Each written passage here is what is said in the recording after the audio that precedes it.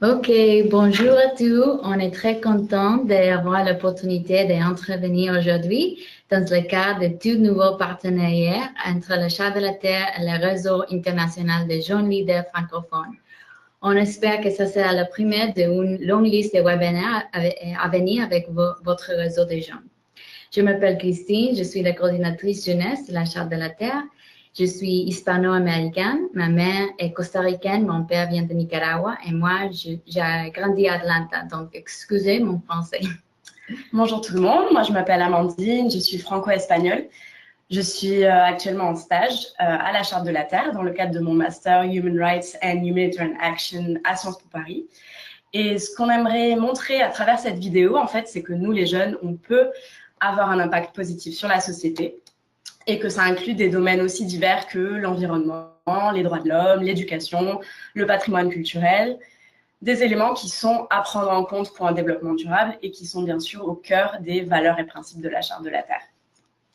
Ok, parfait. Donc maintenant, on va partager l'écran pour voir le PowerPoint qu'on a fait. Ok, une minute. Share screen.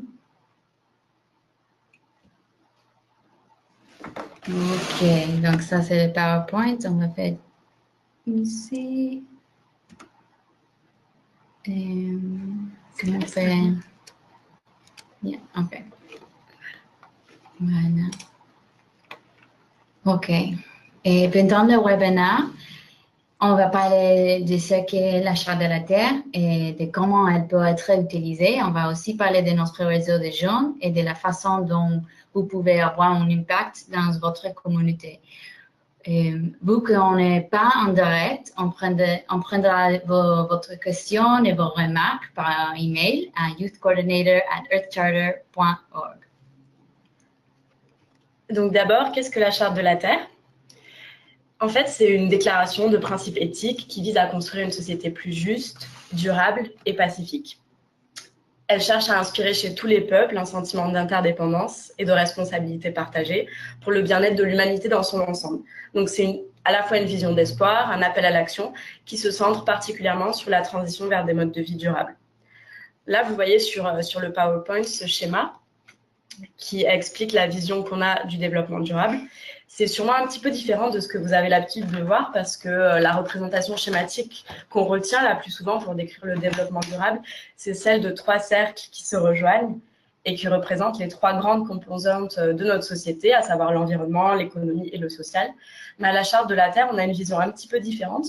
On considère plutôt que l'économie doit s'insérer dans la société qui elle-même fait partie de l'environnement. Donc en fait, l'environnement englobe le social et l'économique dans le sens où pour avoir une économie viable, responsable, innovante, qui se base sur une gestion durable des ressources, on doit avoir une société équitable, solidaire, et pour avoir ce type de société, il faut un développement écologiquement vivable qui tienne compte de problématiques diverses comme le logement, les transports, l'eau, l'alimentation, les déchets ou encore l'énergie.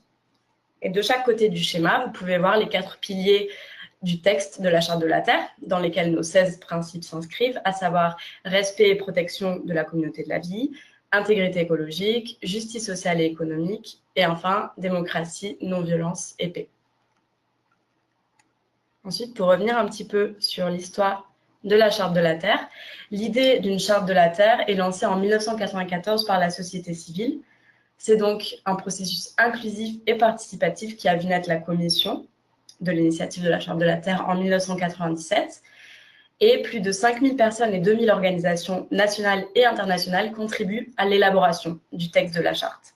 Le texte final est approuvé et lancé en 2000, formellement adopté en 2002, suite à quoi va se développer un réseau global d'individus, d'organisations et d'institutions autour de la Charte, avec des milliers de personnes qui travaillent dans leur communauté pour promouvoir un futur durable qui soit meilleur pour tous.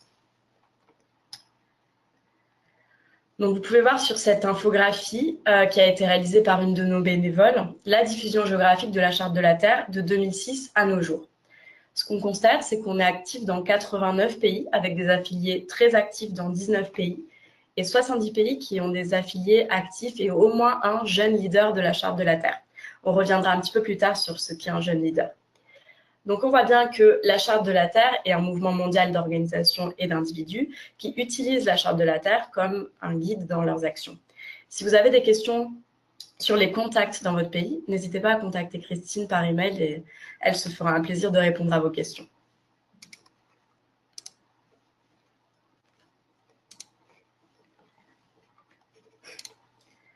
Ensuite, donc là, vous pouvez voir que la Charte de la Terre est active dans différents champs d'action. Les différents groupes de la Charte de la Terre partout dans le monde participent à la promotion de la Charte et à la mise en œuvre de ses principes dans différents domaines comme l'éducation, le droit international, le monde de l'entreprise, la religion, les arts et la culture, avec toujours derrière l'idée d'engager les populations vers un développement durable qui soit plus respectueux de la planète et respectueux aussi de l'être humain. Par exemple, des écoles peuvent utiliser la charte dans le cadre de leur programme éducatif. La charte peut aussi servir comme guide spirituel au cours de réunions et cérémonies religieuses. Les entreprises peuvent s'en saisir pour en faire une sorte de checklist pour que leurs activités respectent l'environnement. Il y a aussi des chansons, des pièces de théâtre, des livres et d'autres types d'œuvres artistiques qui ont été faites sur la charte de la Terre.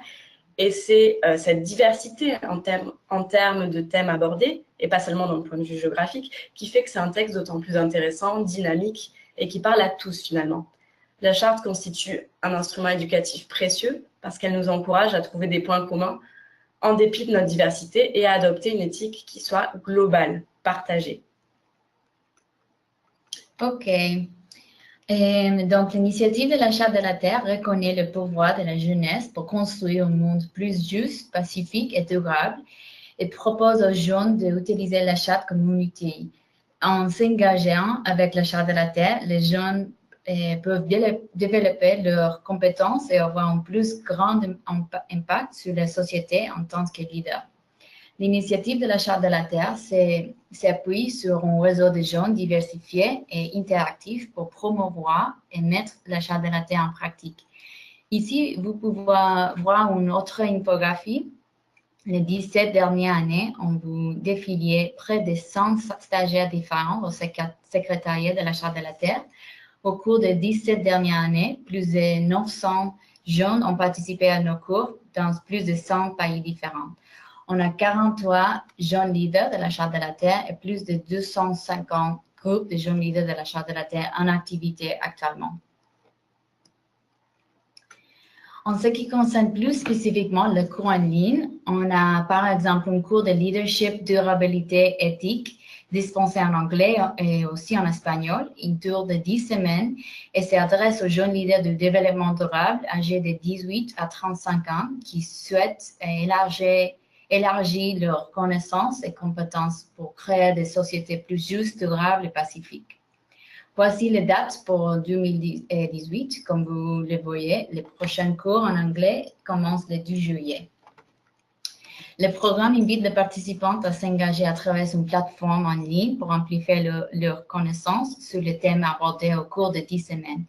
Les participants doivent mettre en place leur propre atelier à la fin des cours pour impliquer plus de gens dans leur communauté. Une fois qu'ils ont terminé leur atelier et rendu les derniers travaux de cours, les participants reçoivent un certificat et une initiative à faire partie d'un programme de jeunes leaders de la Charte de la Terre.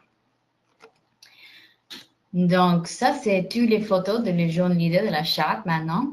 Le programme des jeunes leaders de la Charte de la Terre, c'est une invitation à rester en contact avec le réseau des jeunes pendant une année en plus et à mettre cette année à profit pour mettre en place des ateliers, organiser des activités, rédiger des articles en lien avec la Charte. C'est une super opportunité parce que ça permet aux jeunes de continuer de partager des idées avec des autres jeunes qui travaillent avec la Charte partout le monde. Une autre expérience intéressante pour les jeunes, c'est Mapting. Et Mapting, c'est une appli mobile de partager photos, des vidéos. Elle était lancée en 2016.